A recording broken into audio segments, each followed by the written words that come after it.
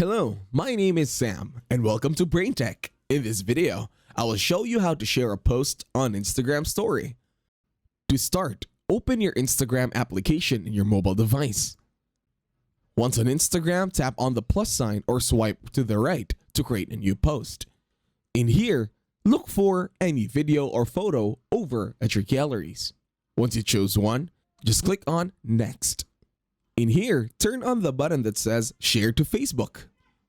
And then this will allow you to share posts and stories over to Facebook as well. Just click on the blue button. Then, wait for Instagram to finish uploading your new post.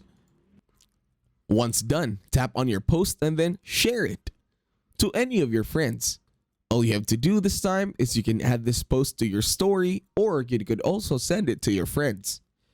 As you can see here, I'm already posting it as a story of mine.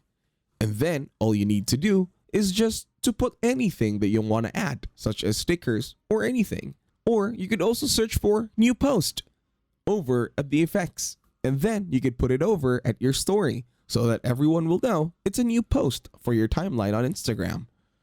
And that's it. Thank you very much for watching. Please leave a like, share, and subscribe to the channel.